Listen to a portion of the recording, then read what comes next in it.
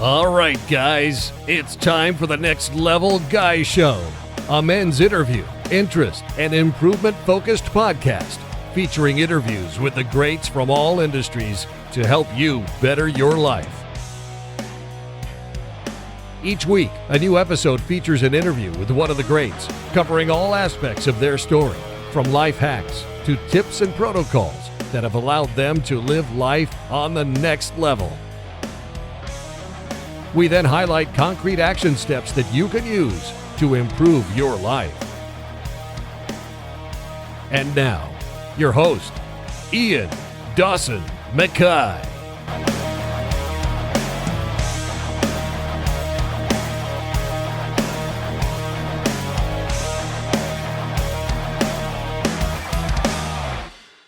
And today's guest is Fred Joyal.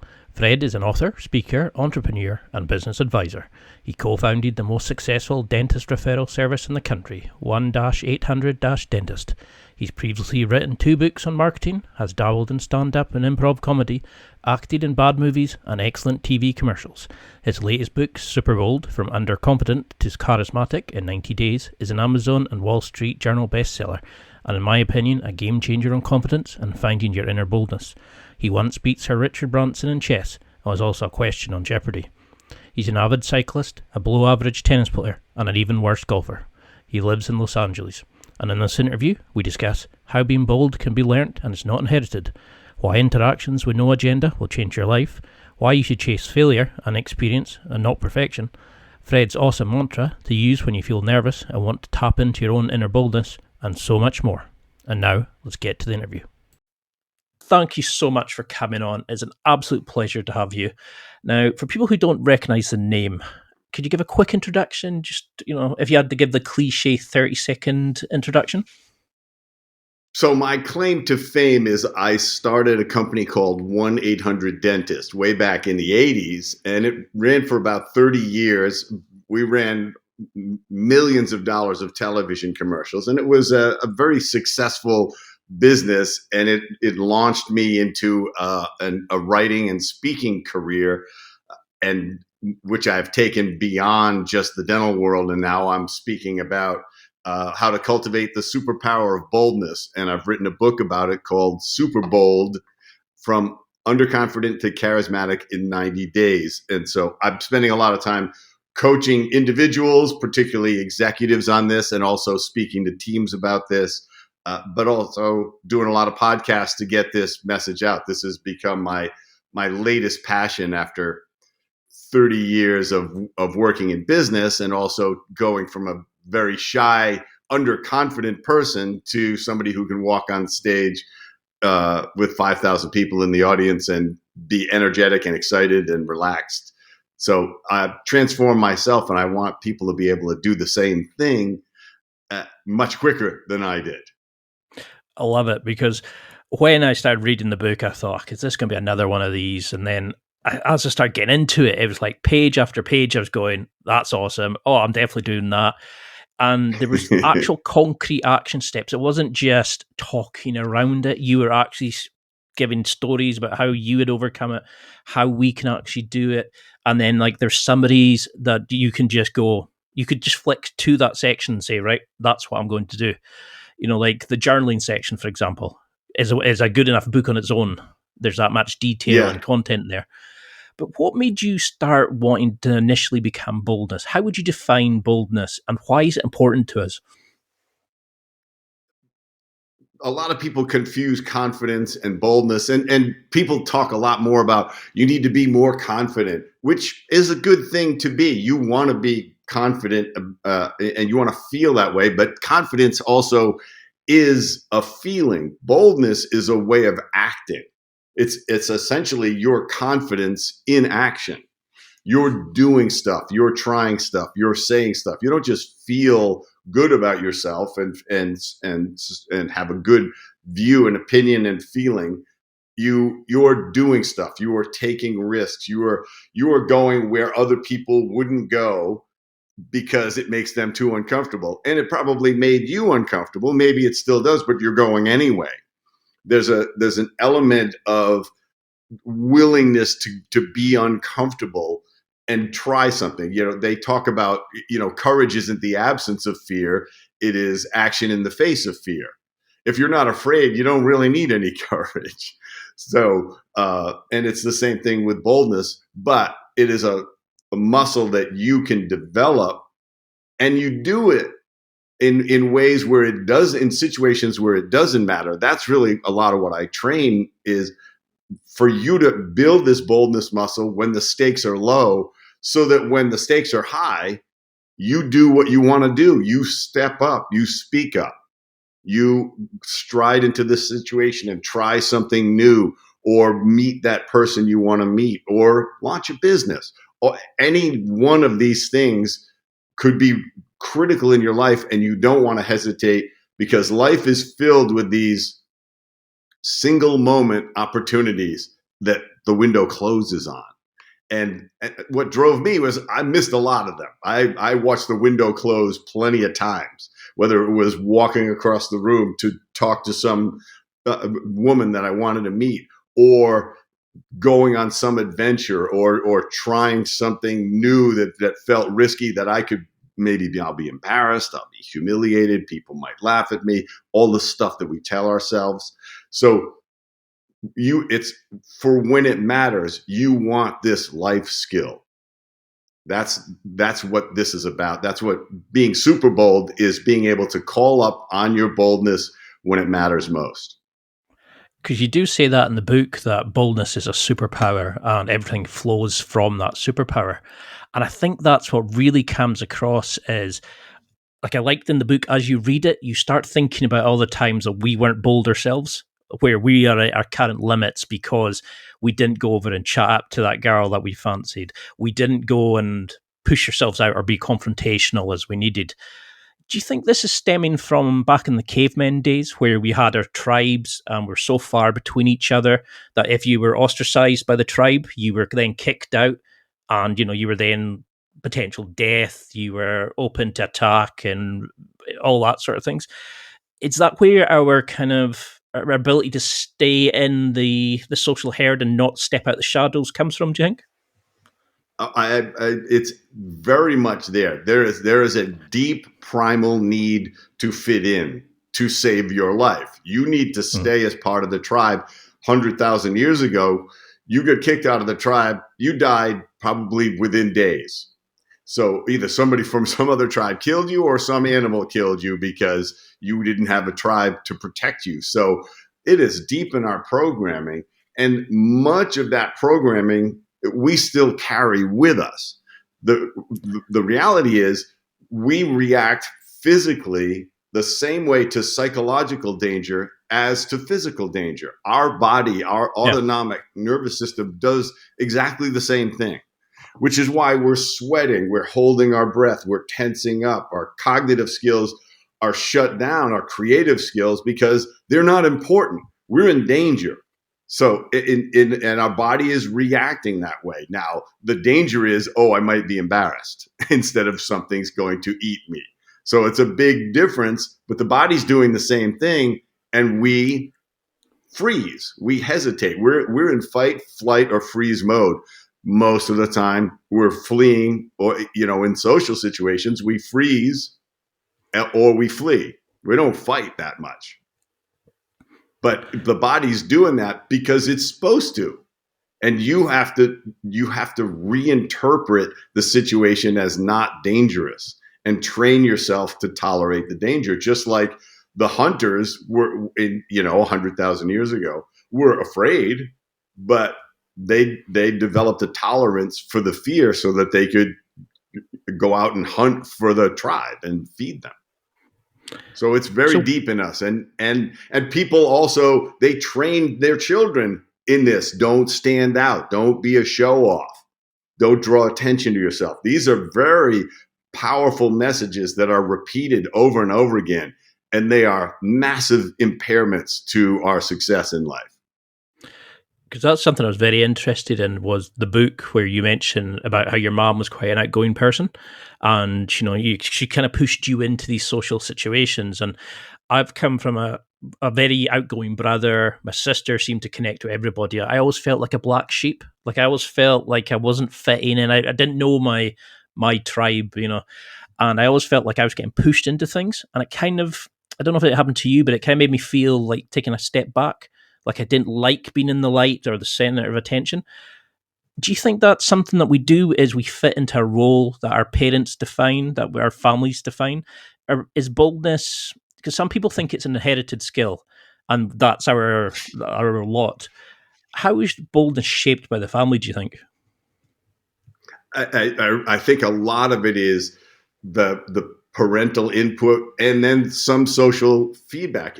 You had a very outgoing brother, and who knows why people start off that way. I think about, sometimes you'll be sitting on an airplane and a mother and a child will be walking down the aisle, and their little kid, who's maybe 3 or 4, is saying hi to everyone in every seat as he walks. Hi, hi, hi, hi, hi.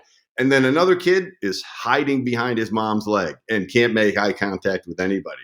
Now, how did that child get that way? I don't really know if there's a genetic thing, or if something got reinforced, or there was trauma early on. That whatever fears they experienced, they become fearful of crowds, of strangers, of interaction.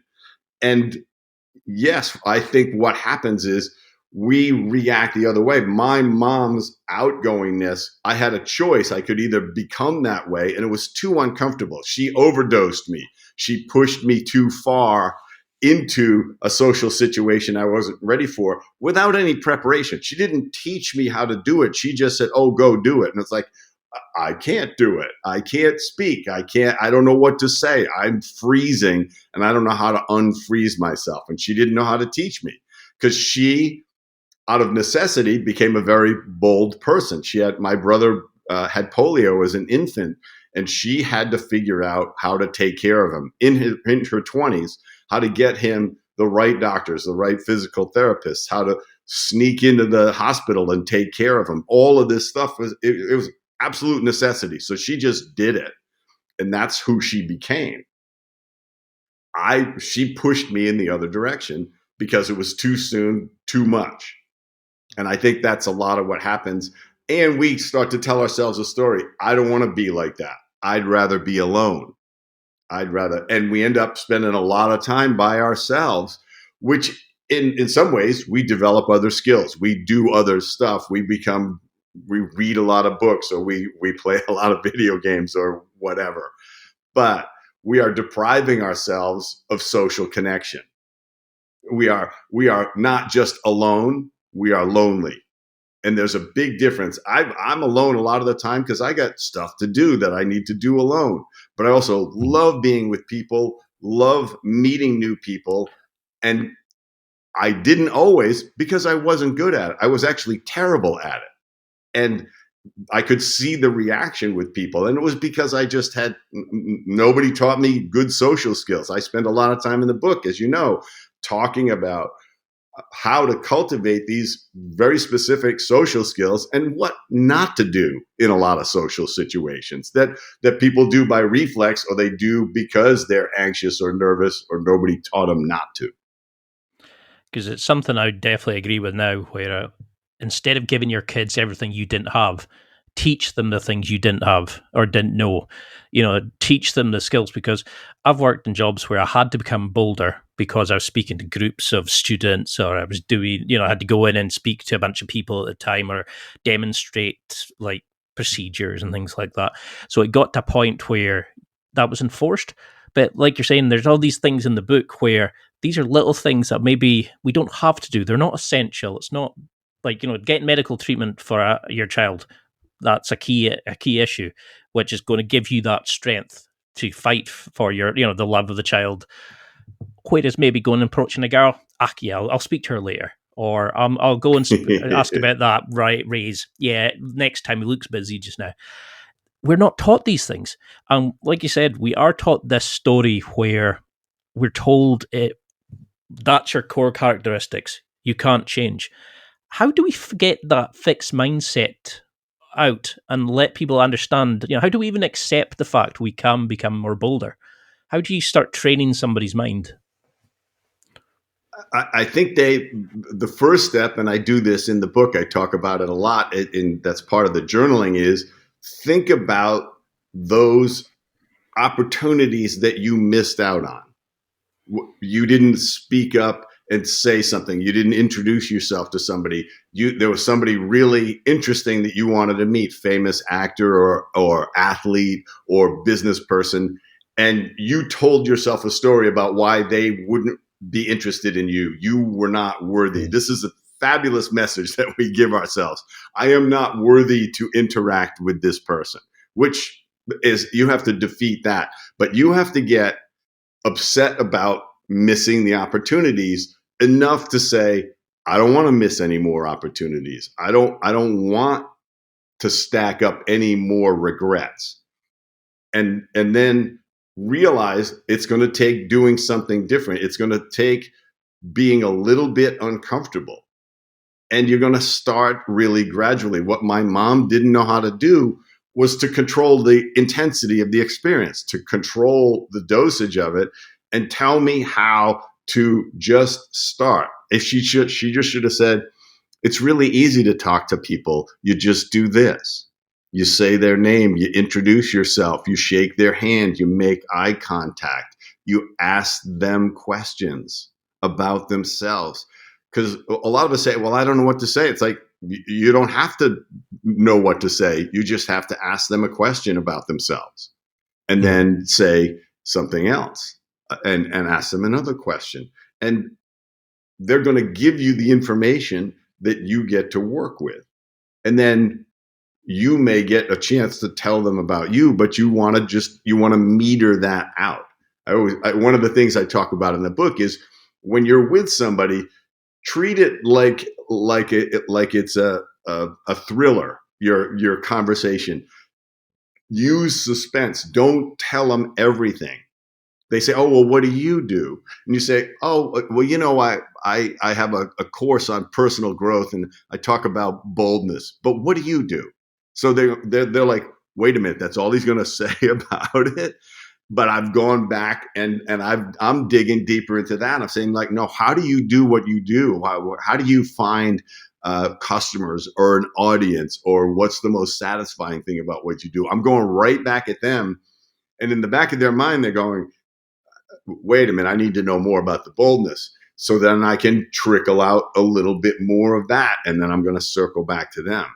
And what happens is, in that interaction, they're learning about me in a way that is interesting to them because they're asking me about it. I'm not blurting out everything I can tell them to be interesting. A lot of times, especially shy or underconfident people, when we finally get to talk, we can't wait to sound interesting. So we talk a blue streak. We monologue, which is one of the things I warn about in the book, is like, stop monologuing. You're not a radio host, right? You don't have to fill all the air with your with information about yourself.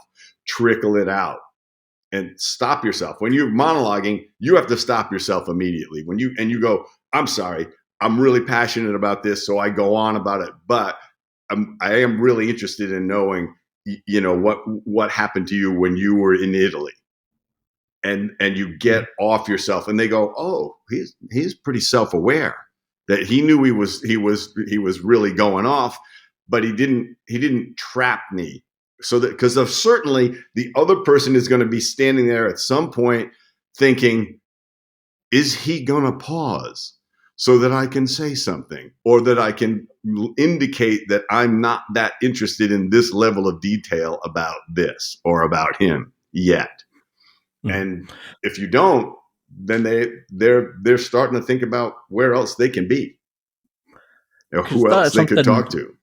Well, I mean, that's the good thing about the book, is you talk about how to network, how to approach people that you fancy, how to make other people feel like they're part of, especially like the wallflower example, where you said about going and meeting people like that, where you can see how far you've come along in your boldest journey, but you can also bring them out their shell and encourage them and inspire them. And it was awesome to see that you were kind of passing on the boldness journey. And I would never have started this podcast 10 years ago. I was just terrified. But I think it was Pickup, actually, when I started reading up and they were talking about going and saying, speaking to everybody, be social to everybody, regardless if it's the CEO or the janitor. So I would chat to anybody and everybody. And it got to a point where I was in a job and one girl said, I don't know how you can do that. And I said, what do you mean? She said, you can deal with the customer and actually, with the student, and actually fix the stuff, but ask them about their day at the same time. And I was thinking, well, that's just treating them like a normal person. But people see that as kind of magic skills. It's, I don't know how to be like a normal person. And I think that's the thing is, what you think is great, to somebody else, it's witchcraft. We don't see how good we are at certain things. And you mentioned the book about not being cocky, but being confident, bringing people into the conversation. Now, how do we start going into this mindset? How do we stop looking at the regrets we have? Because I have a lot of, I wish I'd done that, wish I'd done that. Like you mentioned in the book, how do we then say, okay, this is the line, I'm now going forward? Have you come to terms with regrets? Yeah, because I am diminishing them radically. And I know I see myself in a situation where I'm hesitating and I say, the old Fred is trying to take over here. That's not going to happen. And I'm going to say something. And because I have built my social skills and my boldness muscle, I am going to be a normal person. Now, one of the key things that a lot of people forget or they do wrong when you talked about networking is that networking has almost inherent in it an agenda. You are meeting somebody to get something from them. The most powerful thing you can do when you want to meet people is have no agenda whatsoever. Have no sense of what you expect, except to connect with that person and get to know them. I'll tell you a perfect example of it because of the innocence of it was so accurate. I got in my building in the elevator, and then the floor, it stopped on another floor, and a woman and her daughter got in, and the girl had a nice little bicycle and her funny little helmet. So I told her, I love your unicorn helmet. She goes, oh, thank you. And I said, do you want to push my floor? Because kids love to push the elevator buttons. So she says, oh, yeah, what floor? I said 4. And so she pushes 4, and then she pushes 5, which is their floor. And then she says, oh, you're only 1 floor away from us. We can come up and visit sometime. And I thought, and it was just delightful. And I said, oh, yes, you can meet my cat. Well, what's your cat's name? Cookie. Oh, that's funny. She had no agenda but was totally open about, hey, we can come up and visit sometime. You live 1 floor above. She had no outcome except we could play together. You have to get back to that innocence when you meet somebody. It's like, let's play together. Let's find out about each other. I want to know about you. But you succeeded with your students because your questions, your interactions said, I care about you as a human being. Mm-hmm. And then everything flows from that. Now you can coach them. Now you can give them the insight or advice that they need because you've started something the right way. And that's very effective because whenever, even if you're just trying to meet somebody in a coffee line, at a Starbucks or something like that, or wherever, just you're going to start conversing with them. And these are exercises in my book, but you have no agenda. I am not looking to get their phone number. I'm not looking to recruit them as a real estate customer or anything like that. I'm just meeting them. I am just connecting. I'm using the simple social power of connection to make somebody feel that they're connected to another human being, however briefly. Because it's something what I think I love about kids is the way that they just say what's on their mind. You know, they're asking like, "Oh, what happened there? Oh, why is the sky blue? Why is it?" You know, and they're just generally happy to speak to people and ask about your day and things like that. And I think we get taught that, oh, don't be a show off at work. Oh, to impress a girl, you've got to be cool. You've got to be aloof. Oh, your friends will call you a bell end if you say you're into dancing. If you're a guy, all these kind of silliness. So we're taught as we get older that you have to avoid being different. You have to avoid being the unique one. And I love in the book where you talk about always go and speak to an old person, because they might be having a lonely time and it takes 5 minutes out of your day and you get a great connection, you get a great experience.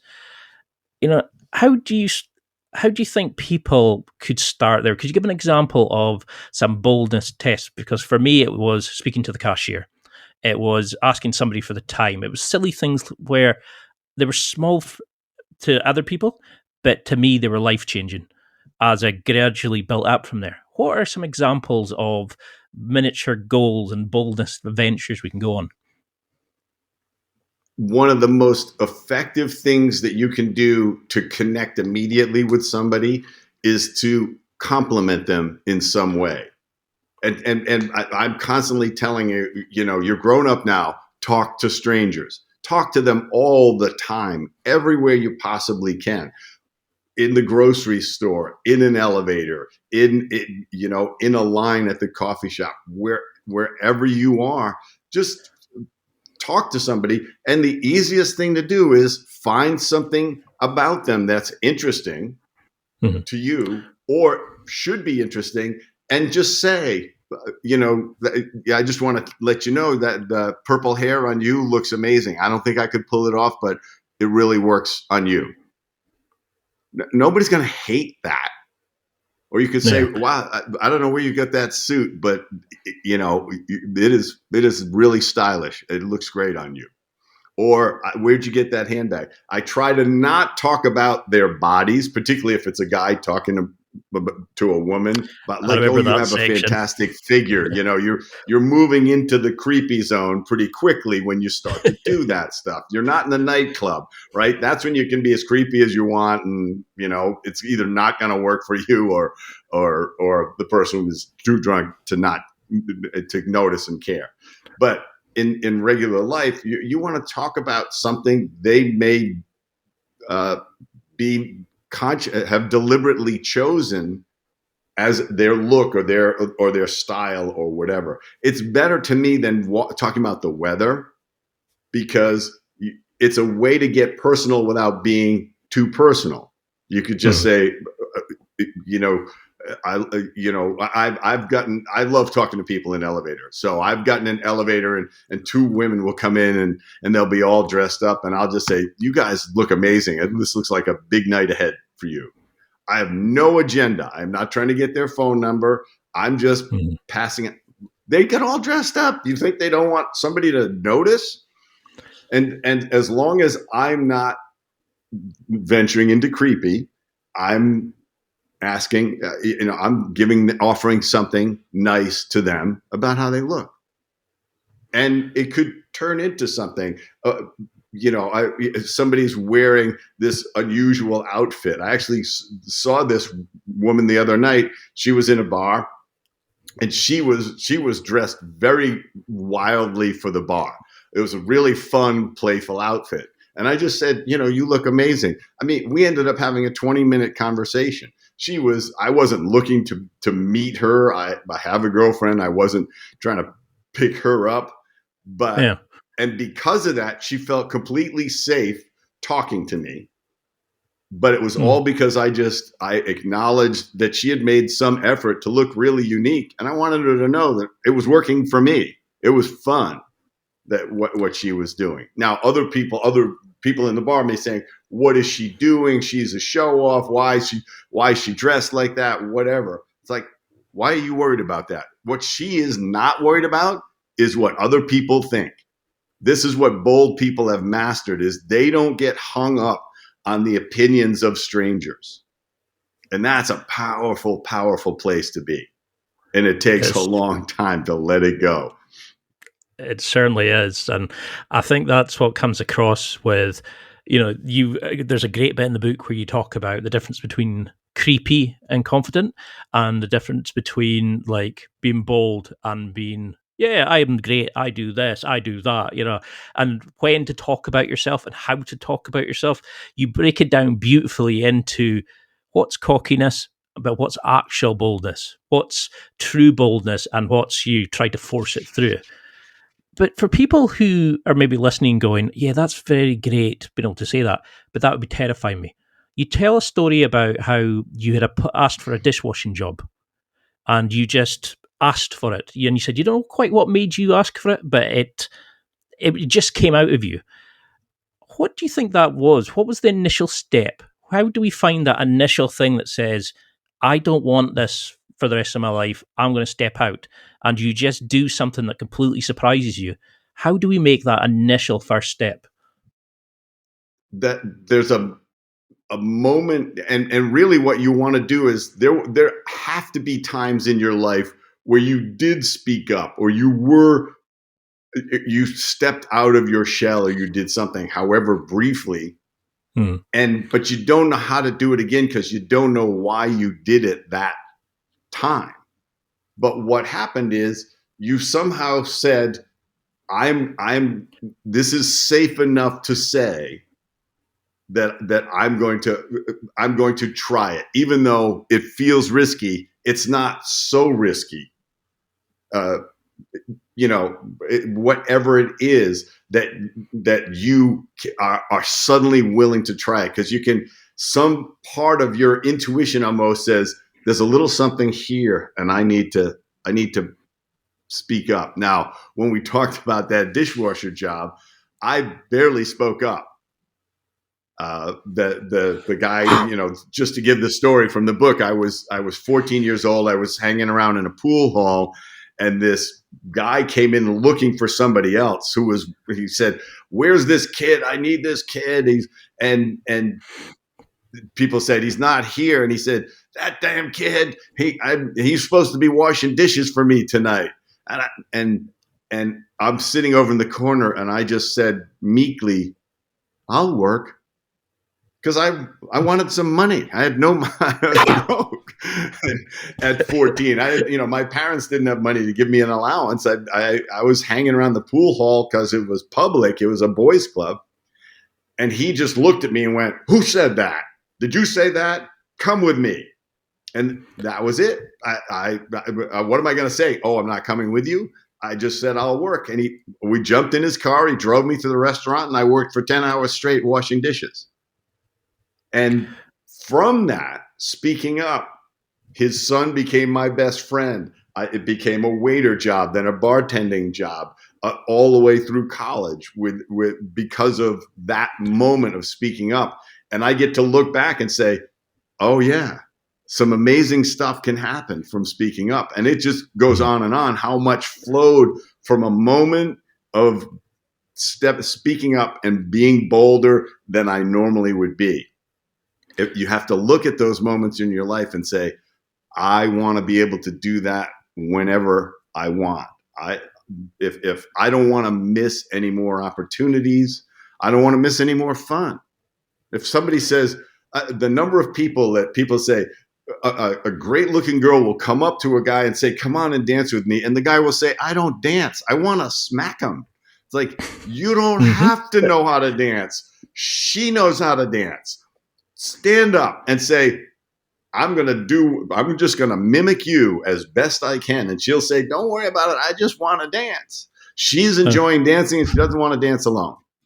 So that's the thing. They want to share the experience. Right? Yeah. So, and we love to say this. I don't sing. I don't dance. I don't, whatever it is. And all we do is we're missing fun. We're missing connecting with people because we are not a perfect dancer. This is the trap that shy and underconfident people get into, is before we try anything, we have to be perfect at it, which is impossible, first of all. And Second of all, it's what bold people don't worry about. They're not afraid to suck at something first and bumble along and screw up. And you could say they're embarrassing themselves, except they don't feel embarrassed. They roll right with it. People are laughing at them. They don't care. They like it. And when you see that they don't care, that people are laughing at them, you're more impressed with them. They say, wow, that's not bothering them at all, that they look foolish. Because they decided to not label it as foolish. They labeled it as fun. They labeled it as, I'm just a human being trying stuff. They'll get up and sing karaoke horribly, weekend after weekend. They don't care.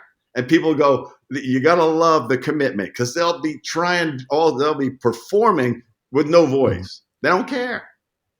And you love it. And then there's another guy with the perfect voice who's like singing perfectly, but he's completely still and shy. And then they walk up the stage and go, wow, good voice. But the person who did a full Tina Turner performance with no voice, that's the person they remember. That's the person they're impressed with. That's the person they want to talk to. They'll just go, wow, that was great. And he'll say, or she'll say, yeah, I don't have a really good voice, but I love singing. And they'll go, it doesn't matter. Your commitment was everything. That was the fun for us. It's not, people think everything's a competition for who's going to be the best at stuff. And it's really not. It's sometimes the best nights of your life when you actually just stop giving a shit, as we would say. You just go, I'm going to go do this. I'm going to have a laugh. And I think it's sometimes you see it on people's faces. They kind of go, I can't believe I'm doing this. I can't believe I'm doing this. And that's, as a former shy person as well, I could remember the feelings when I was reading that going, I know exactly how he feels. That moment you step up and go, I'll work. And you can feel the voice, the stress and stuff. And you mentioned in the book about how we need to make sure that we're being the person that's not holding ourselves back. You're actually just you're stepping out your own way to become bolder, to do these things, to live life. How do we adopt this mindset? How do we start thinking, like, get out our own way, just fake it till we make it? How do we get over that fear that arises as we go, I'm going to speak to her, and then you feel that fear? Do you have a way, like a mantra, a way of getting through that initial oomph that's till we break that characteristic? I like a mantra that I like to have people do in every situation, especially in any situation where they feel underconfident, to say to yourself, I belong everywhere. Wherever I am, I belong here. Simply because you're a human being. It could be, I've been in rooms with billionaires. Everybody makes way more money and is way more successful than I am. And I can just walk up and talk to them because they're still a human being. And I belong there by virtue of being a human being. They got luckier in business. They worked harder. They tried something different than I did. Whatever. They were more ambitious. Doesn't matter.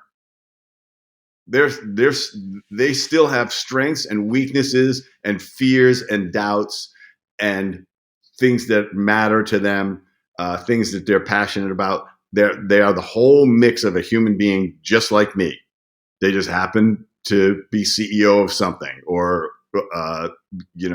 very successful at something else. Mostly probably because they worked really hard at it.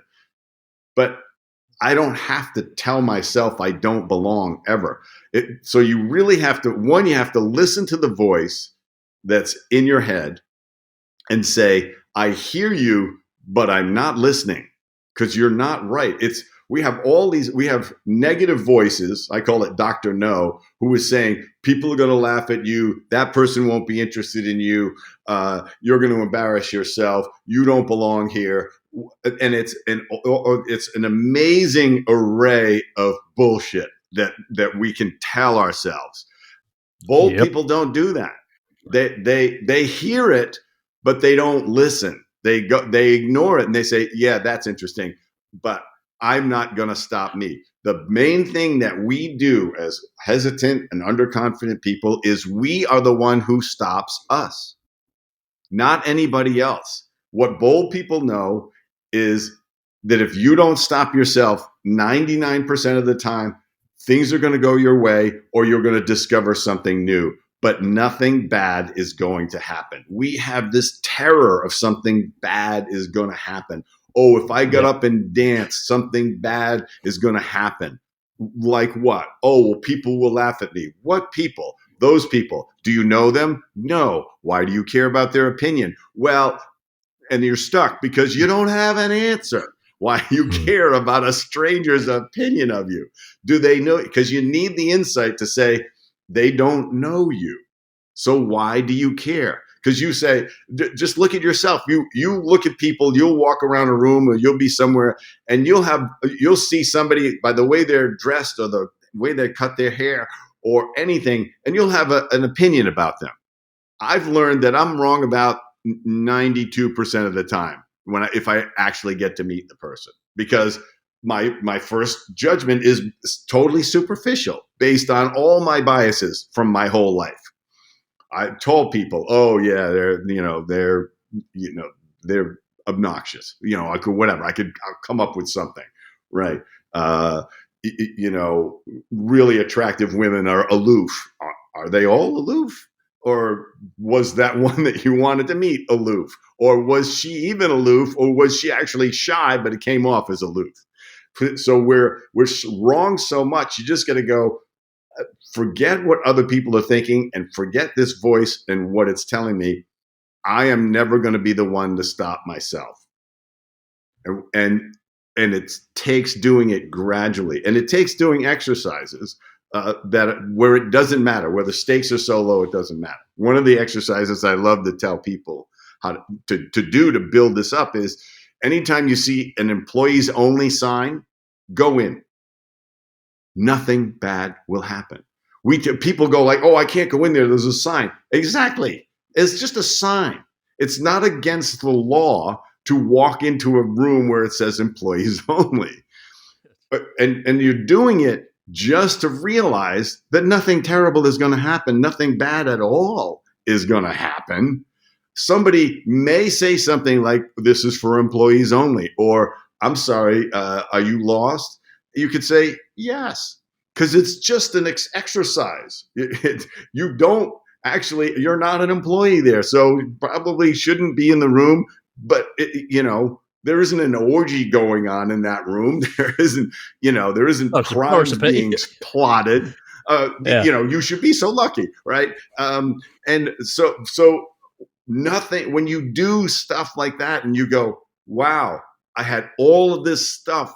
I'm telling myself, oh, I can't go in there. Somebody's going to say something. Yes, somebody's probably going to say something. So what? You're not an employee. I'll even say, like, when I do it and they'll say, this is for employees only, I'll say, I am an employee, just not here. And they'll look at me like I'm insane. And I will leave. Good answer. Well. Yeah. I took it more broadly. Anybody who has a job is welcome. And they'll laugh at the stupidity of it. But all I'm doing is building my boldness muscle. It's like doing push-ups. We don't do push-ups for our ability to do a bunch of push-ups. We do it so our body is stronger, so that we have strength when we need it for stuff where we actually need strength. Nobody has a need to lie on the floor and push themselves up over and over and over again, unless you're playing with a kid who happens to be on your back. We exercise to get stronger. We do boldness exercises so we have that strength when it matters a lot. When you're asking for a raise and you want to be calm and clear and have your full cognitive powers. When you're starting a business and raising money, you want to speak clearly and confidently and passionately about your business and say, this is a great business and you are going to miss an opportunity if you don't invest in it, because I am going to make it happen. Because you know what? It's a little secret about raising money for your businesses. The people who invest in businesses invest in the people, not the idea.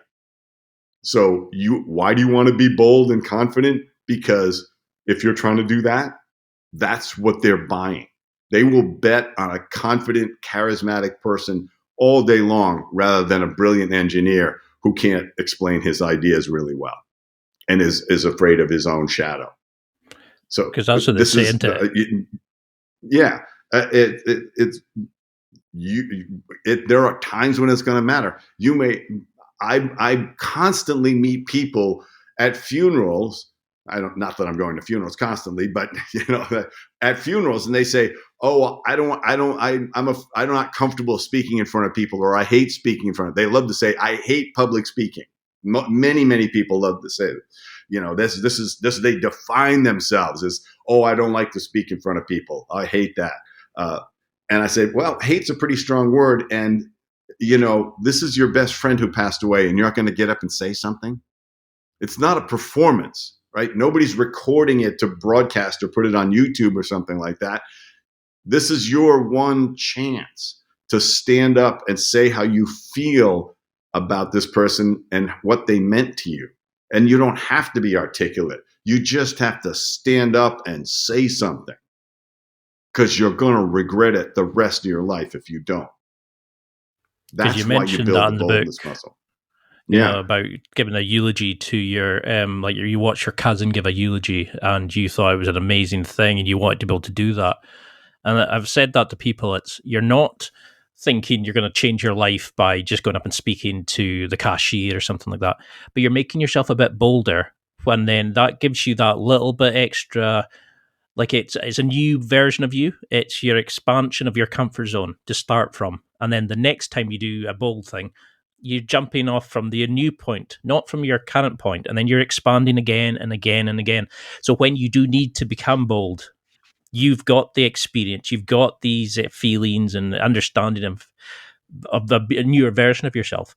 And that's what I really liked about the book, was you really took it from a point of, you didn't just say, "Oh well, become bolder, everything becomes rosy." You actually went back and said, there will be events that you hate about yourself, cringe-worthy events. And you talk about how we look at them and derive different meanings from them, to understand it differently, to stop letting them hold ourselves back. Could you go into a little bit about that? Because that was an amazing kind of eye-opener when I read that part. To stop making... I mean, you want to be able to let those go and say, look, we're all on a path. Nobody is perfect and lives a perfect life where they're charming all the time and clever all the time and successful all the time. Most of us are bumbling along, and sometimes we just it's a total fail. We just said the wrong thing at the wrong time, or we didn't step up at all, and it just gnaws at us, and you have to mine those like gold and say, okay, what's in it for? Why was I like that? And am I ever gonna miss that opportunity again? Or am I ever gonna be in a position where I do or say something because I'm so awkward in the situation that I feel humiliated and it gnaws at me forever? Now, the reality is, the other person or persons there, they're not storing it like you are. They're not thinking about you for the rest of their lives. You can think about it 20 years later and still go, oh, why did I say that? That was so stupid. People thought I was so weird or so odd or whatever. It was so embarrassing. Everybody else there has no recollection of it, but you're carrying it around like an arrow that's still sticking out of your back. You need to release yourself from that and say, we all do this. But bold people decide not to let it impair them and keep them from acting. It's like, of course it feels bad to have a cringeworthy moment to remember, but you have to not let it be something that keeps you from having a full and satisfying life and chasing your dreams and connecting with people and having fun. And eventually you get to the point where you go, I don't have to choose to be embarrassed. I use the example of like if I'm at a dinner with a bunch of people and I spill wine on my nice white shirt as I'm sipping it, I could choose to be embarrassed or humiliated or whatever and think, oh, people are going to think I'm clumsy, I'm a slob. Everybody's going to be staring at this stain on my shirt. It's like, I just want to go somewhere and change, or like maybe I get a coat and button it up over it or whatever. And I've got all this stuff going on just because I spilled some wine on my shirt. Or I could say, this is why my dry cleaner loves me. And everybody laughs and it's over. You don't have to turn it into a cringeworthy moment just because you cringed when you saw yourself do it. You're like, great. Choose a different reaction so that that is a confident reaction that says, I'm okay with this. I'm okay with a giant stain on my shirt. You know why? Because nobody's perfect. We've all spilled stuff on ourselves. We've all stumbled. We've all said the wrong thing. We've all been in the wrong place at the wrong time with the wrong outfit on or whatever. And you know what? It's not fatal. It's nothing is bad unless you decide to label it as bad in any of these social situations. And when you see that and you do it, all it takes is doing that once and you see everybody go, wow, that was a great reaction. Now they're actually kind of in awe of you instead of, oh boy, that looks bad. You know, he's probably going to be wishing he could change that shirt. Instead, you know, you just say, maybe if I had a little wine, it could look more like a necktie, whatever. You just just ridiculous. You don't have to own the embarrassment. You can let it bounce right off you, but it takes practice. It's a choice to do that. But all of these things, the insight that you have that it's a choice, it is not an inevitable, necessary reaction. You can react a different way. You can take a breath and go, what's funny about this? What's human about this? Everything. And then just a chance to speak to people. Roll with it. Yeah. Because that comes across in the book as, you know, you can recalibrate, readjust, and restart. You know, you don't need to see it as like the end of a night. Oh, that's you devastated if you try to be bold. You can just roll with it and use that for your next introduction. And, you know, you can make stories, make introductions. And I think that's a lot of what people think is being bold. They have to be cocky. They have to be arrogant. They have to be aggressive. When do we know? There's another great story about, you know, because this applies, of course, to women too, is to move through life with confidence and boldness. Doesn't mean you're a show off or you're trying to attract attention. It just means that you belong everywhere and you act that way, and you don't have to be perfect in order to be accepted. You know, an example is this woman I know. She's on stage, good size audience, and she's strutting around on the stage and she's really got her game going on. And then she breaks the heel off of one of her high heels. And she looks down and looks at the audience, looks down at the shoes again, kicks them off and says, I guess I got to start paying more than $30 for a pair of shoes. Now, she owns them at that point, because here she is in what most women would consider a horrifying moment, and she didn't let it pass and ignore it or just roll through it. She used it to say, I'm a human being. And then she made a joke like she spends $30 on shoes. She doesn't spend $30 on shoes, but she thought because she was bold and confident enough to be in the moment and say, there's no reason to be embarrassed. There's something funny to say right here. Think of that. And like I said, and the whole audience goes, she's amazing because she's a human being. I would be dying if that happened to me. And look at her. She just laughs it off. She makes us laugh. I love that. I love it's powerful. It's time for a quick break. There are millions of potential products to buy, so how do you know which ones are worth your hard-earned money? Simple.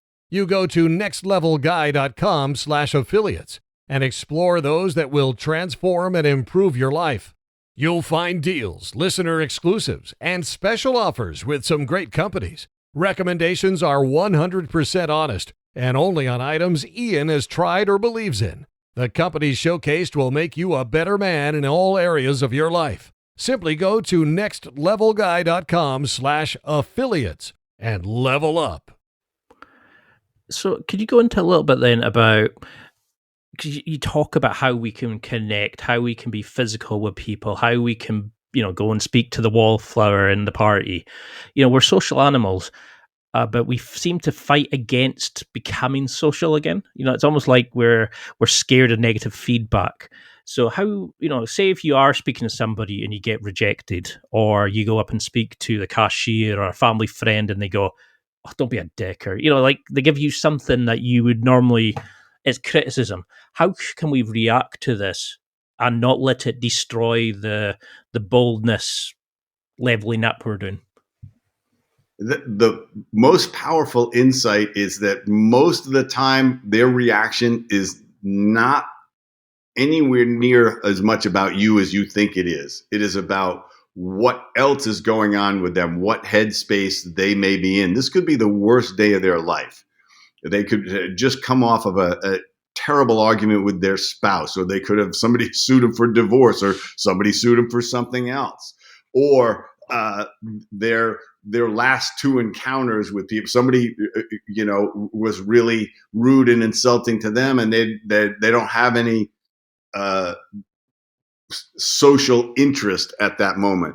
It's a choice to take it on or not take it on. And so when I teach exercises, some of the exercises are so basic. It's walk down the street and smile at everybody you meet, with the intention of finding the person who won't smile back. And then don't take it on, because somebody's not going to smile back.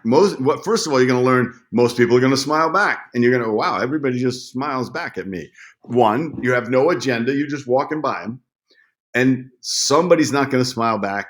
And you don't have to say, oh, something's wrong with me. They won't smile back at me. You can just say, I don't know what's going on in their day, because you don't. You don't know anything about them. So why would you take it on? And when you do that, you build up this callus, essentially, about rejection, because we all want to take it all on. We all want to say, I'm not worthy. Well, guess what? I am worthy is one of the most powerful things you can tell yourself, because you are. There's nothing that disqualifies you from the human race. Maybe if you're a serial killer, okay, or a pedophile, you don't belong in the human race anymore. But the rest of us, we are worthy to be wherever we are. We are worthy to meet anyone and interact with anyone, because we're all human beings. But if you just understand that something else could be going on 99% of the time, it's got nothing to do with you. And if it does have something to do with you, here's the other insight. Does everybody have to love you? That's kind of a tall order. That's really expecting a lot from 7 billion people. You want to, and do you want everybody to like you? Do you want 10,000 friends, except maybe on LinkedIn? So you don't need 10,000 friends. You need 5 good friends. You need a social circle of 20 or 30 people. That's an incredibly satisfying life. And so you don't need everybody to love you. It's actually kind of overwhelming. People who are famous will tell you it's great to be famous for about 2 days. And then after that, it mostly sucks. Because now you can't go to the movies with your kid. Now you can't go to a restaurant. Now you can't fly on an airplane. You got to fly private because people come at you. And suddenly you're trapped in this bubble of protection from the world. And you remember being able to just walk around like a normal person. So it's important to understand that you don't need everybody or want everybody to love you and like you and want to be with you. That's an overwhelming life. But you want the people that you really want to attract in your life. And the only way you find that out, it's dating is the same way. The only way you find out who you want to be with is by date dating as many of the wrong people as possible to go, well, definitely don't want that. I sure thought I did, but I absolutely don't want somebody like that. I thought that was the most important thing. It was the most irritating thing. And then eventually you narrow it down and develop that skill to say, oh, I'm starting to resonate with this person. And, you know, you either they become a really good friend, or they become a business partner, or they become somebody you date and maybe marry and have a long relationship with. You're not looking for 1,000 people. You're looking for your to tribe. be able to find those people that you do resonate with. You're trying to find your tribe. My tribe's pretty big because I resonate with a lot of people and I move in a lot of different social circles. But I have that inner circle of people that would do anything for me and I would do anything for them. And they are precious to me because I can be myself with them. And that's all we're trying to do. That's what boldness is you can be yourself everywhere because you belong everywhere and you're worthy and you deserve to be wherever you want to be. I love that. I mean, that all through that, I was thinking like of the times I've been to parties and thinking, oh, I would love to go and approach that girl, but I want them to have her friends laugh, or I want to do this, I want to do that, you know. And then it's like I should be thinking, would I ever see these people again? Nah. Are they going to remember about it if they pass me on the street? Nah. You know, is somebody going to take the mick out of me? Yeah, I mean, I've been blazing drunk and made a fool of myself before and had people joke about it. Did it ruin my life? No.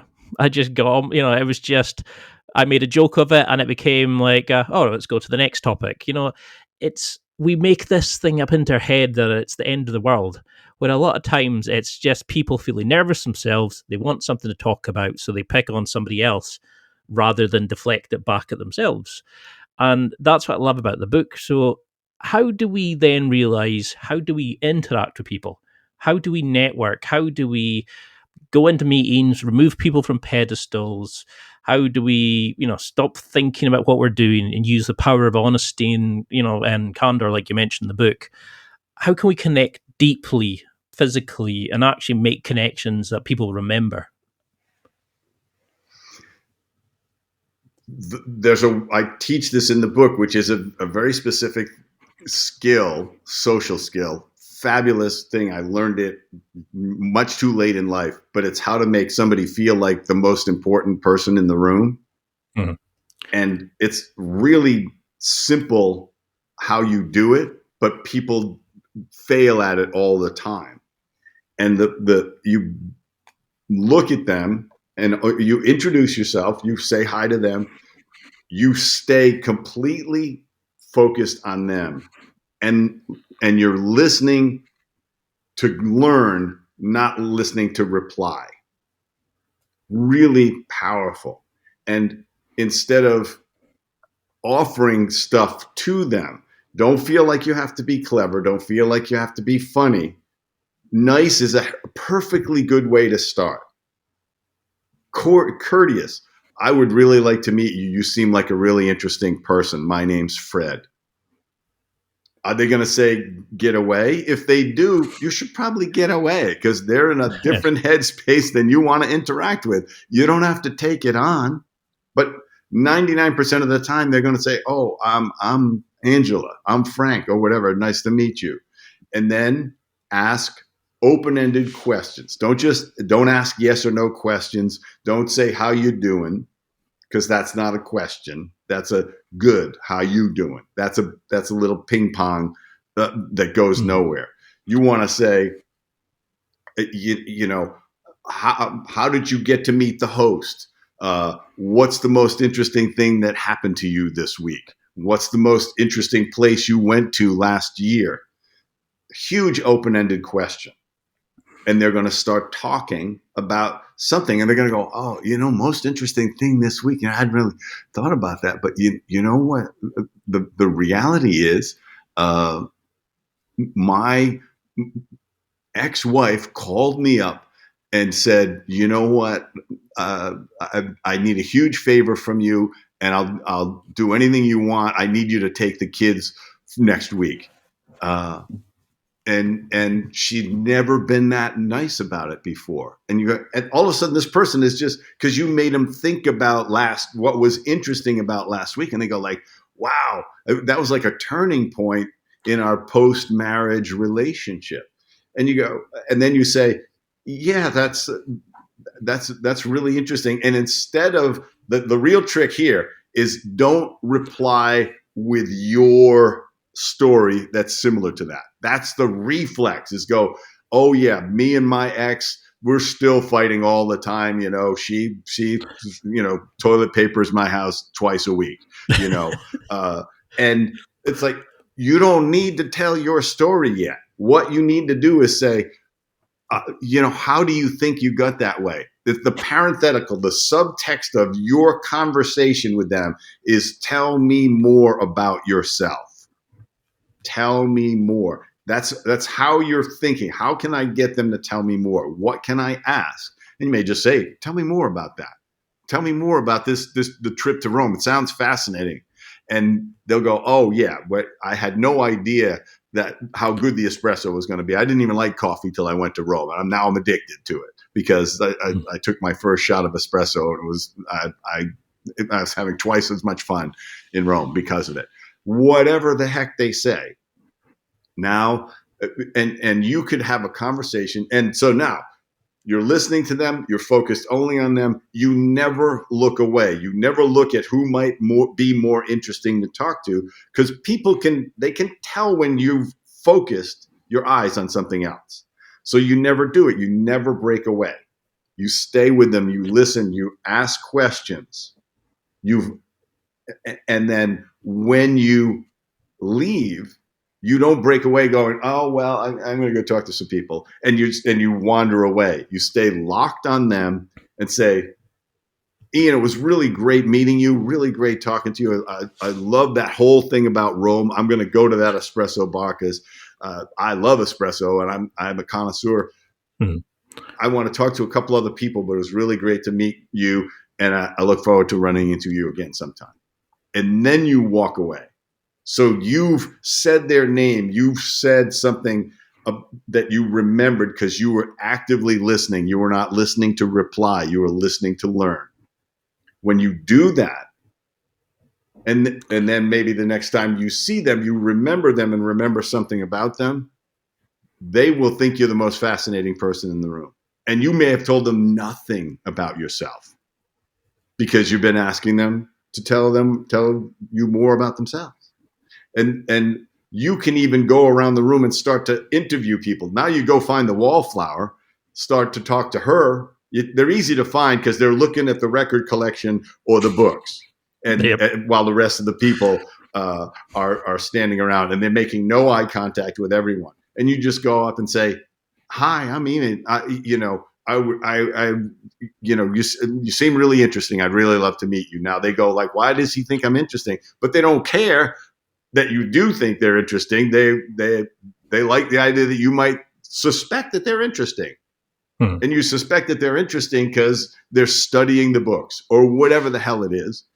But now you're going to peel them open. You're going to expand that wallflower and invite them into the human race. It's like, it's time to be social, because it's not only nothing wrong with it. We're all wired this way. We all need this. And then you're going to talk to them and say, you know who you need to meet? You need to meet Fred. Okay. He's actually written a couple of books. I think you'd be really interested in hearing about some of his books. Come on over. He's talking to a couple of people, but I'm just going to bring you in. We're going to interrupt him. I want to introduce you because he'd be really interested in talking to you. You could do that through an entire gathering event. You'd meet 20 or 30 people, know a lot about all of them, and they'd all remember you. And they would know almost nothing about you, except that you introduced them and remembered this about them and remembered people's names and all of that stuff. And it all becomes possible because you built your boldness muscle so that you don't forget their name because you're so nervous just talking to them. you think of the right things to say, and you remember stuff because your brain is working, because you've learned to be relaxed while you're being social. This is a powerful life skill. And this is something you can do anywhere, because your agenda is to connect as many people as possible, not to get anything out of it. And you know what? You'll get tons out of it. Oh, I love that. I mean, that alone was probably worth, like, could sell the book. Just that couple of minutes, like, was just, I was sitting there, like, it was difficult to do research for the book because a lot of times I was kind of going, oh, I could spend an hour on that alone. I could spend an hour on this area alone. And I love that thing about going and just speaking to people and not expecting anything from return. Just be nice about them and making it all about them. And, you hear people saying, just mention their name. Everybody loves hearing their name, doing this, doing that. And it's always like when you're trying to build attraction with a girl or when you try to get something from it. And, I love that you were just saying, just go and speak to people. Just, you might get a great tip out of it, but if you don't, you still get the satisfaction of making somebody's day, of being, people buy in, like the investors, for example, they buy into the story of the product and the people. They're not buying into the skills. They're buying into the story of the mission, etc. People are buying into you being interested in them. And I love that. And I highly recommend the book. I think it's one of the best books I've read in so long. And it's initially when I read it, I was like, oh, here we go. It's another book, and then I started going, whoa, this is life. And I can understand why you had so many good reviews on Amazon. People saying it changed my life. It did this for me. It made me so much more confident. But how do we review this? How do we keep changing and keep evolving? How do we review it, set goals? How do we look back and go, okay, for this week, this happened and I need to do this more? How do we need to take it that serious? Or do we just keep building and building? I would take it that absolutely. I mean, one of the things in the book that I talk about that's critical as a life skill is if you want to change something that's important to you, you have to work at it every day. You have to do something every day to build your boldness muscle. And it could be as simple as, I'm going to say hi to the person in the grocery store in the line behind me, or or the cashier. And and anytime I see a name tag, I'm going to use their name and I'm going to say something. Wow, your nails are amazing. That must have taken hours to do. Oh, well, it's worth it. I love them. But you're saying their name, Cynthia. Your nails are fantastic. You did a drive-by compliment. It's so powerful. But you do something every day, and you do it as early as possible so that you're likely to do 2 or 3 or more of those. But here's what happens with it's important to understand the neuroscience behind it, is that our brains change all our lives. They used to think the brain stopped changing at around 20 years old. The reality is, when we change our behavior, whether it's a habit or anything, we create new neural pathways. So when we start doing the boldness thing, where we say people's names when we meet them, we offer a compliment, we're nice to them, we listen to them, we make eye contact with them, all of a sudden, this is a new neural pathway of behavior. We're not becoming a different person. We're just revealing more of ourselves, because it's not trapped in the shell of the protective coating that we've put around ourselves. And even more importantly to me is the underconfident and hesitant neural pathways will atrophy over time as you behave more boldly, until boldness is your default mode. Until you walk into an elevator and you're just, without even thinking about it, you've talked to 3 people in the elevator. You've said something to that person, you made a general comment about the building, whatever it is. People don't want to get off the elevator because you've turned into this whole interaction in the elevator. And you didn't do anything you didn't have to prime yourself to do it, because now it's your reflex. Now your neural pathways are like, I just talk to people. You're not a different person. You're just Ian who talks to people. I talk to strangers. And when you do stuff every day, it aggregates. It aggregates in your neural pathways, but it aggregates to something bigger. It because you start doing the things that move you towards your dreams, towards who you start to become, the full person you want to be. Most dreams, the people don't fail to achieve their dreams because they're too hard. They fail to achieve them because they don't get to them every day. They get to them when they feel like it.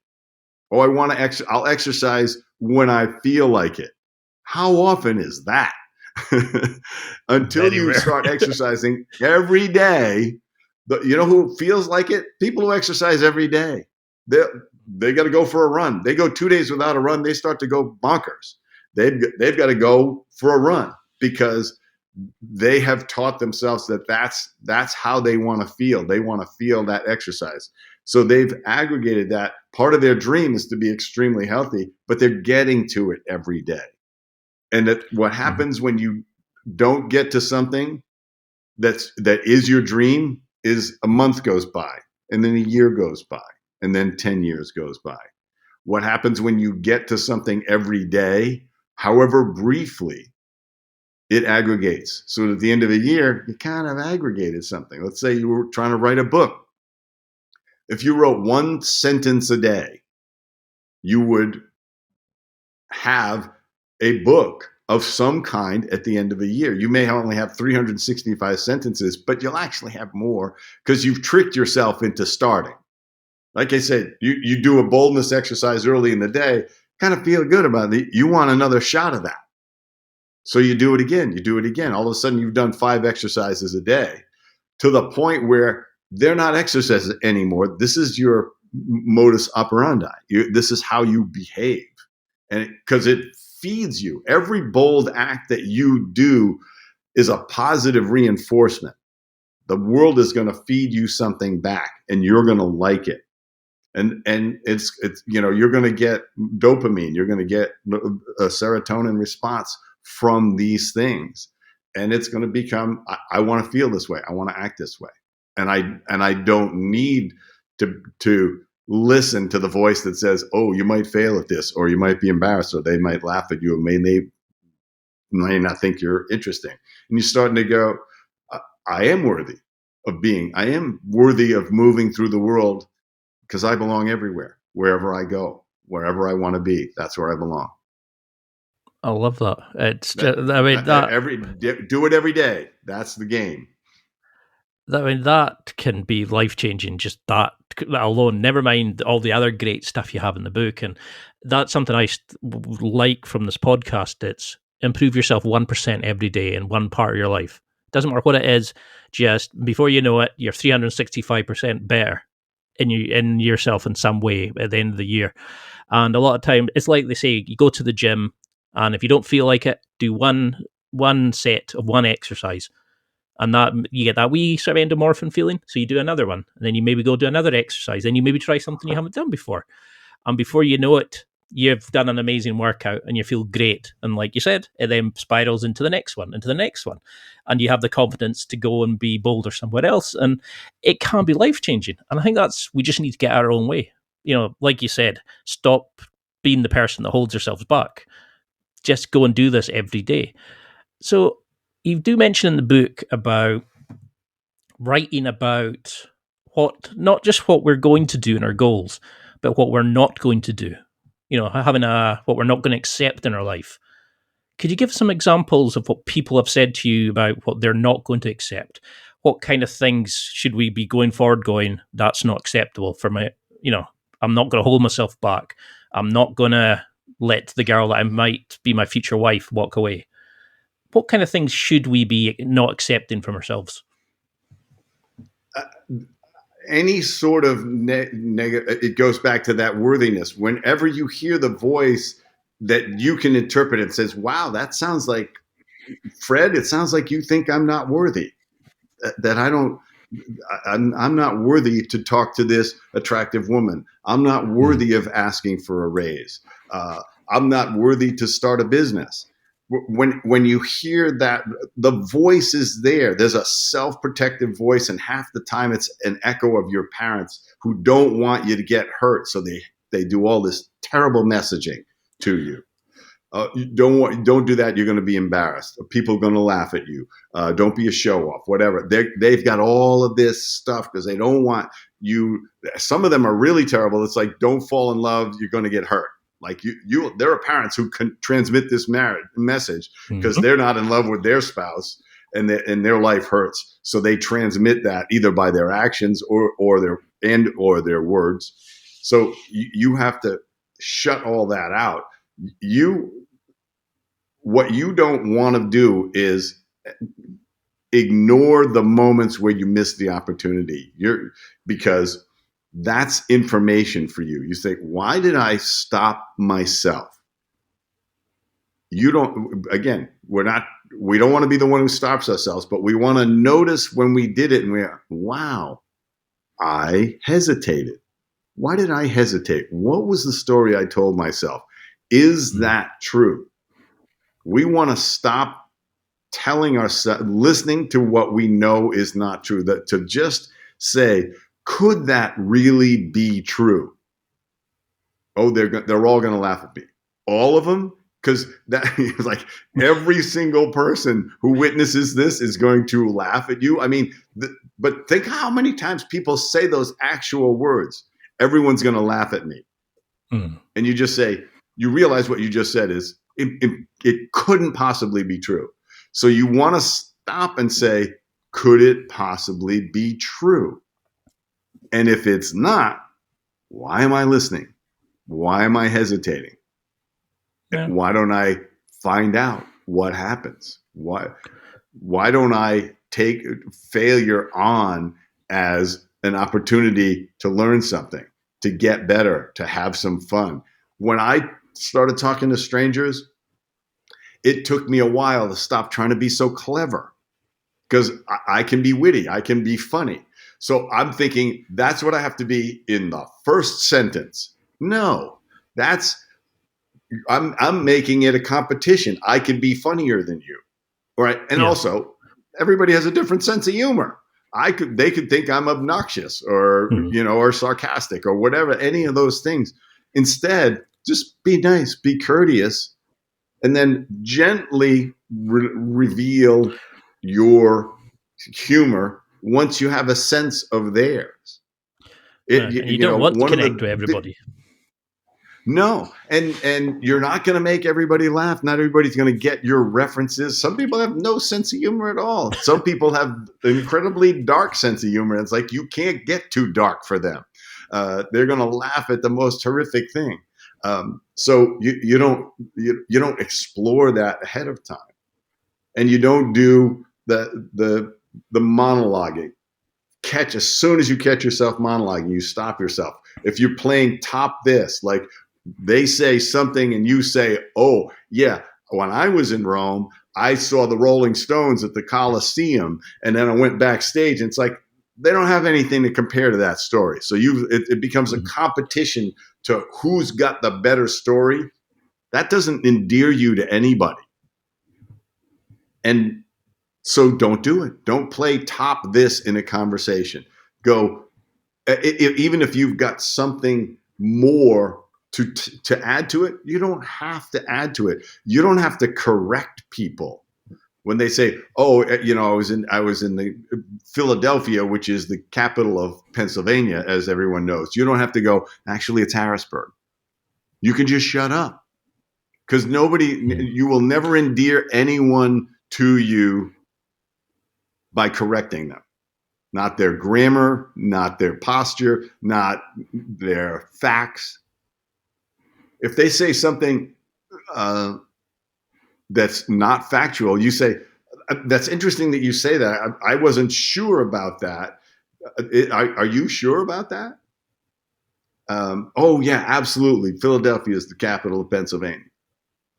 Oh, I know. It was one of the first cities in the world. Yeah. So, but guess what? The fact that you doubted it but didn't have to correct them, they may start to doubt it. You're not going to fix them by correcting them. Mm-hmm. That's not, when people want advice, when they ask for it.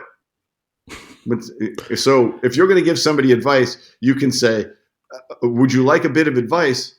And it's okay if you don't, because, it's just my opinion. And they'll say, no, I would love your advice. Or, I'm fine. Good. Don't give them advice. That unsolicited advice is one of the true conversation killers. You know what you should do. Please tell me how to make my life better with your wisdom. And it's so easy to fall into these traps, but that's not how you connect with people. That's how you feel a little bit better about yourself, and you don't feel as insecure. You feel a little more worthy because you went, I'm smarter than them. I know more than them. I can correct them. I can advise them. I'm always fascinated by these people who are life coaches, and they're driving a 15-year-old car, and they're on their second divorce. It's like, what are you coaching? How are you coaching people? But they got a business card that says they're a life coach. It's that thing, isn't it? It's like, as soon as you start comparing yourself to somebody, you're already losing. Rather than finding out about them, rather than connecting with them and seeing how, like, finding out more about them and finding out what makes them tick. The second you start saying, oh, well, I did this, I did that, you're thinking you're already losing the battle. It should all, you should be turning it back to them. I mean, I think this book should be like, your book should be something that's read to kids at all ages. And because it's something that they should be taught when they're younger. That to go out and find life. I went to a talk from Jason Carl Fox, and he was a former Special Forces soldier. Now he's an author, motivational speaker, and he does TV work and that. And he said, in the end of it, I really hope you now go out and chase your limits, but I really hope you never find them. And I think that's the thing, is too many people spend life sad, depressed, living in the shadows, living in a shell because they don't want to step out of it. But you say in the book that it's 90 days. Can people really change that much, do you think? Have you got a favourite, reader transformation? And is it a lifelong journey? It's the thing is, the 90 days creates that shift where you suddenly start to develop that appetite for venturing into your discomfort zone and expanding and building your boldness muscle. It becomes a lifelong journey, but it becomes second nature after a while. And everybody's journey is different, and everybody starts at a different place. Some people are like, I can't get out of the house, so I'm reading the book. They're reading the book, and I'm saying, you're going to have to go just smile at people. You're not going to be able to talk to people yet. Yeah. You're going to do this until you start to say, wow, I'm kind of enjoying the feedback loop of smiling at people. But it took me a week to smile at the first person. Great. But you did it. Everybody's going to work at their own pace. But if you do one of the dictums of the book, which is do something every day, and then examine it, go back to your journal and say, what happened? What could have happened? How did I feel about that? Write that down, and then you do it again the next day and the next day. You're going to move up through the exercises, and you'll know when you need to go to the next level, because they're starting to get easy. It's like, look, I'll say anybody's name wherever I go, and I've been in 20 employees only rooms. I'm ready to move up, and you move up to the next level, and they get a little more challenging, and you go, I don't know if I'm ready to do that. Good. That means you're going to have to figure out how to do that by the end of this level. And you will step yourself up. Now, you may go from shy to way more confident in 90 days and realize there's way more to go. I'm still becoming bolder all the time. I'm finding those moments where it's like, wow, suddenly these stakes matter to me, and it's making me hesitate. I wonder why that is. But I have the technique. I break down the technique for how you approach any situation when you're feeling underconfident and you say, okay, step by step, how am I getting through this? How am I getting to this? And once you say, okay, well, I'm going to stop listening to that voice. I'm going to tell myself I'm worthy, and I'm going to prepare what I'm going to say. I'm going to relax myself. I'm going to have the insight that nobody's thinking about me as much as I think they are. And I'm not going to make it so intense that I retreat into my shell. And I'm just going to make sure I'm doing something like this every day. Those are the 5 steps of the PRIDE method: preparation, relaxing, insight, controlling the dosage, and everyday action. That the PRIDE method is how you do the exercises, but eventually how you move through any situation where you feel challenged. And so the book is about doing stuff. The book is about taking these exercises on and working through them, knowing that if you did it for 90 days, in 90 days, you'll feel completely different about yourself. Your level of confidence, your social skills, all of those things will be so enhanced that you can't imagine not wanting to keep working on that forever until this is just your boldness muscle is super powerful and you never miss opportunities. Because now you know what to do when you miss an opportunity. You go, why? Why did I hesitate? Now I get to examine it so that it doesn't. I embrace the pain of the hesitation and say, yes, I am. And maybe you turn around and fix it. You just say, I should have talked to that person, and I wandered away, and then somebody else started talking to him, and I missed that opportunity. And you say, I will stand here and wait until they're alone again, and I'm going to walk over and talk to them. And because you went, I hesitated, and I don't like it, and I'm not doing it anymore. And you'll get better and better and better, and life will get richer, and the real you will come out to the world, and you will be perceived as charismatic eventually because you're confident in every situation. That draws people in when they see that, when they see that you're confident and you're comfortable and you act like you belong wherever you are, people are drawn to that. That's all charisma is you just feel confident in every situation. And you act on it, and people are just pulled into that. It's totally learnable. I learned it. I was not people. The reason I put the word charismatic in the subhead is people tell me I am that. I never thought of myself as that, and people started telling me that in the past few years. They said, "Wow, you're extremely charismatic," and I went, "Me?" and oh yeah, do you not see what's happening when you are with people and you're in a room or you're in front of a room and stuff like that? I said, well, I guess that is what's happening. And I really started to understand it from a humble standpoint. I don't use it to just like, everybody should know me. I do it. I do it because I want to connect with people. My boldness is all about acting with integrity as well. It is not about taking advantage of people. It's not about manipulating people. It's about bringing my full me out to the world, never missing an opportunity, and really deeply connecting with the people I want to connect with. I'm blown away at the quality and the depth and the passion you have about it. I think we're only just touching the surface. So I think we have to do a round 2 at some point and really get into this, because I think we could talk about this for days. We're both I'm very interested in this, and you have such passion for this. But for people who are listening and thinking, right, great, I want to do something, I want to go and achieve things, what would you set them as homework for the next couple of weeks? What would you say to them? What do you want them to take from this interview as a go home message, a kind of, here's your homework for the next chapter of your life? So step 1, and I mentioned it before, is talk to a stranger every day. Mm-hmm.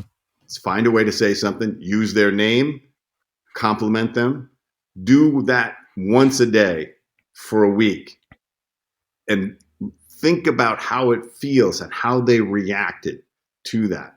And know that you're going to bumble it maybe the first time. You're not going to come up with a compliment that they responded to necessarily.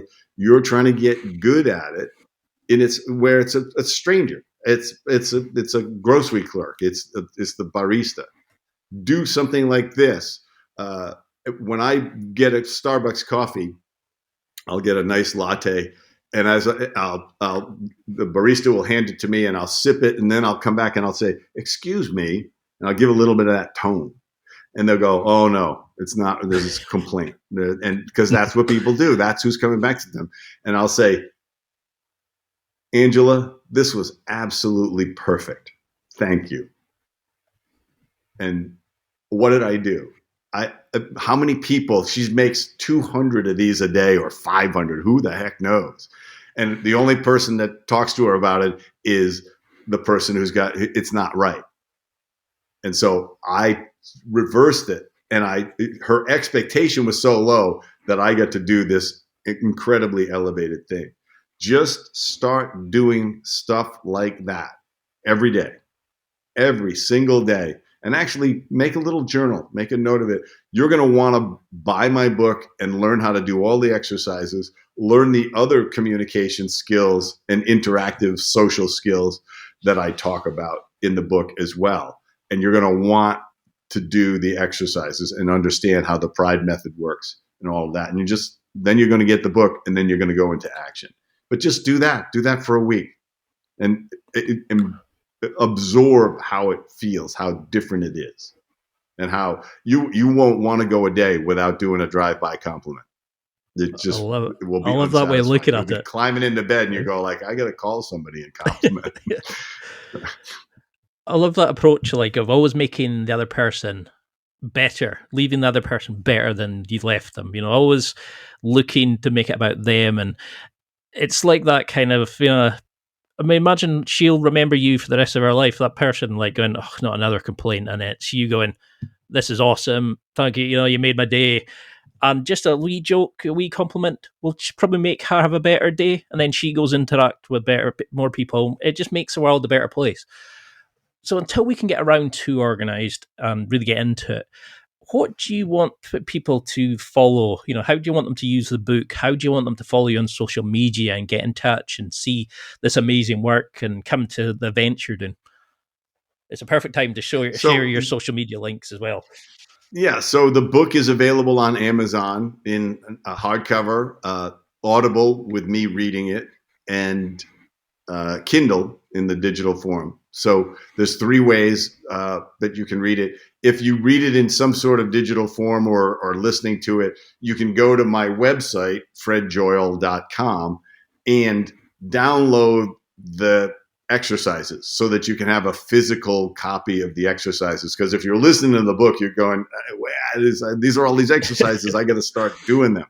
So you need a hard copy, so you can always get that from my website as a download a PDF. You can also download the first chapter of the book for free on my website. So that's the easiest way. Now I do keynotes for businesses. If you want to grow your team, and let's say you got a sales force or a customer service force or whatever, and talk about this. I coach CEOs. I have 3 or 4 of them that I coach, and I could do a couple more because a lot of CEOs know they got some confidence issues or blind spots in their social skills. I coach them too. And so eventually I'm going to do 2-day workshops on Superbold, and that will be really fun because then it won't be 90 days. It'll be 2 days that you will come out in a radically different place with a whole different set of behaviors that you're going to be trying, but you're going to feel very differently about yourself. So those will be launched sometime this year. And I'm going to do one and see how it goes, and then refine it, and then launch one a month after that. I think they're going to be awesome because I'm just blown away by just the book, by the quality of the answers. It's, I was just sitting there sometimes forgetting I've got to ask another question. I was too busy listening and thinking how I'm going to implement it in my own life. And I can see why you've been so successful with this. But can you tell people, before you go, just a quick little sort of oversight into how you ended up playing chess with a certain big name person? How did you go from the shy version of yourself to winning? Like you're about the bio is amazing. Like how did you go from that to beating him in chess? And how I'll be sharing that story everywhere. But could you mention that story, because I think it's awesome. Yeah, so I was on Necker Island, which is one of the islands he owns in the British Virgin Islands. We're talking about Sir Richard Branson. And I was with a group of business people, and we rent the island, about 30 of us, for the day, for the week. And sometimes he's there and sometimes he's not. That's not part of the deal. But he lives on Mosquito Island, which is another island. But if his wife's not around, he bounces in and he hangs out with some of the business people, plays tennis and joins us for a meal occasionally. And so I was playing tennis and I ruptured my Achilles tendon, and I couldn't walk basically. But I called a surgeon in the States, and he said, well, it was the first day of the vacation it happened. He said, there's no reason to come home. He says, it's not healing on its own. Just, you might as well stay there and enjoy the vacation as much as possible. And so I'm sitting there watching people play tennis, and Richard comes by because he's heard about me, that this happened. He goes, oh, this is such a bother that this has happened to you. Do you happen to play chess? Now, I hadn't played chess in 40 years, let's say. And so the shy Fred would have went, oh no, I don't. The hesitant person, the underconfident person goes, oh no, I don't play chess. And, I haven't played in so long. But this confident Fred just said, oh yeah, I play chess. And so he waves to somebody, he says, bring us a chessboard. And we sat on this couch and we sat up and played. Now, this is all my social skills refined. I know that he's a multi-billionaire, but I know how to behave like a human being with another human being. I don't start interviewing him. I don't start doing all of these things that people do. They'll ask him for money for their business. They'll do crazy stuff. I'm finally getting to meet Richard. I'm going to, I got to extract value out of this. I just started talking about stuff. We were very politically aligned, and we were talking about that. He had very strong feelings about Trump, and this was prior to the election. And so we were talking about that. And then I because I hadn't played chess in so long, I played such an unconventional game that he didn't see me checkmate him, because he was just like, what is his plan? I think it was incomprehensible to him. And I finally said, that's check. Actually, it's checkmate. And he was, what? And he calls me a really bad name, and he immediately sets the chessboard up to play again. And we ended up, he kept trying to find me over the rest of the 5 days to play chess with him. And at dinners, he'd say, sit across from me, because he wanted to talk. He didn't want to be interviewed. He wanted to talk politics and other stuff and health, because I was very into anti-aging. So we're talking about all of that. So it was all just because I didn't say, oh no, I don't play chess. I said, yes, I play chess, even though it was going to be badly, because I've played chess with people who are really good and they beat me in 6 moves. But he's, I just really focused. He kept yelling at me that I was taking too long to make my moves, which was also fun.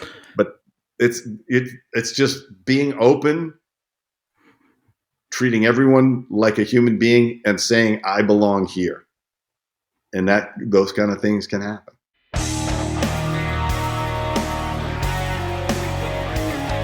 Well, that's it for another week, and thank you for listening. It's now time to take what you've learned and use it to develop and enhance your life with the key points mentioned. Listen, try it, embrace it, use it, and crush it. Now's your time to hit that next level in your life. If you liked this episode, then please leave a comment on the show notes or a review of the show on your podcast platform. Everything helps evolve the show. Until next week, keep seeking the next level in your life.